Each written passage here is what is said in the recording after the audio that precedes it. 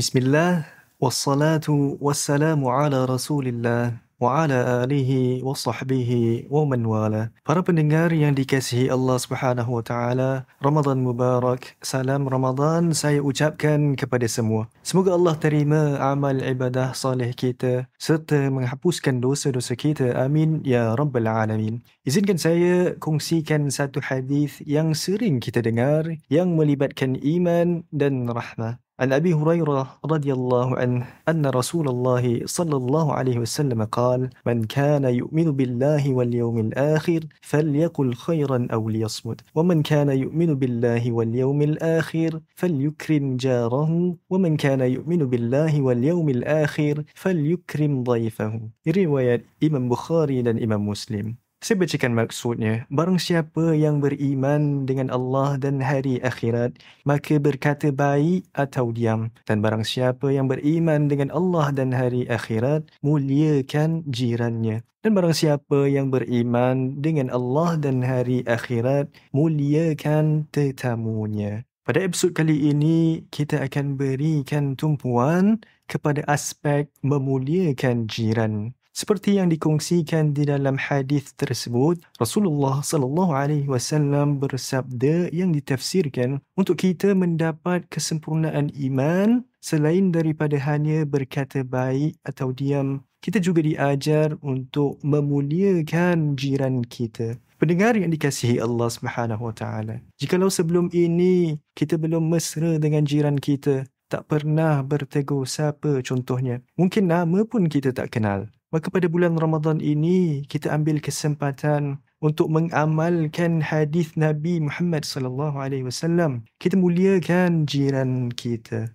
Pendengar yang dikasihi, Islam mengajar kita bukan hanya memikir akan diri sendiri, tapi bagaimana untuk kita menyumbang bagi insan lain. Dan jiran kita lah antara insan lain yang hampir dengan kita selain ahli keluarga kita sendiri. Kita boleh mulakan dengan mungkin bertegur sapa, memberi salam dan sebagainya. Selari dengan hadis Rasulullah juga, afshus salam, sampaikanlah salam.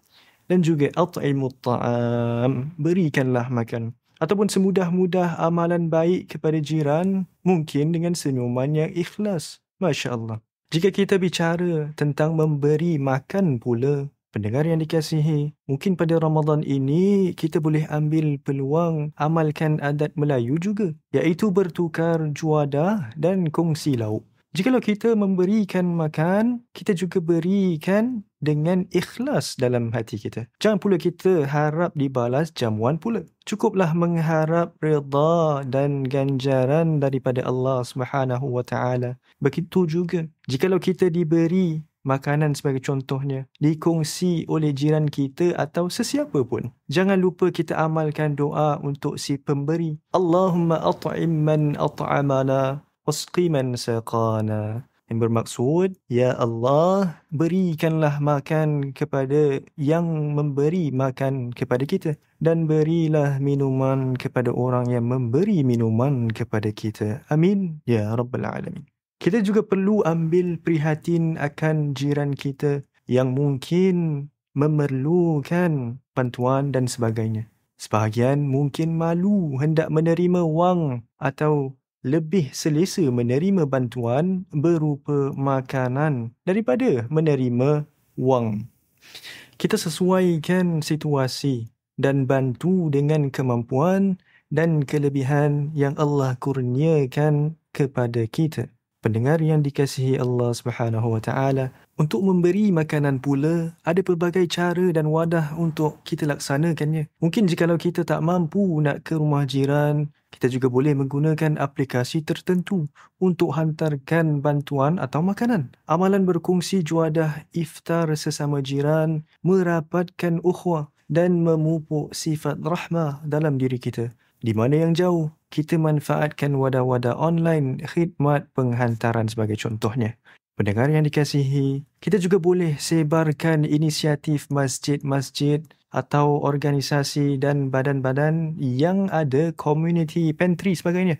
Mungkin mereka tak tahu akan adanya dan wujudnya inisiatif-inisiatif mulia sebegini. Akhir sekali, kita berdoa kepada Allah SWT agar kekalkan hati-hati kita dalam keimanan dan ketakwaan. Amalan-amalan ini dapat kita teruskan selepas Ramadan juga, bukan hanya di bulan Ramadan. Apa-apa juga amalan atau kebaikan yang kita lakukan pun kita tak tahu jikalau sebenarnya di mata Allah ianya amalan yang besar. Irhamu man fil ard yarhamukum man fis sama. Rahmatilah mereka yang berada di atas muka bumi ini, nescaya kamu akan dirahmati oleh yang berada di atas langit. Saya akhiri, wabillahi taufiq wal hidayah, wabirrida wal inayah. Wassalamualaikum warahmatullahi wabarakatuh.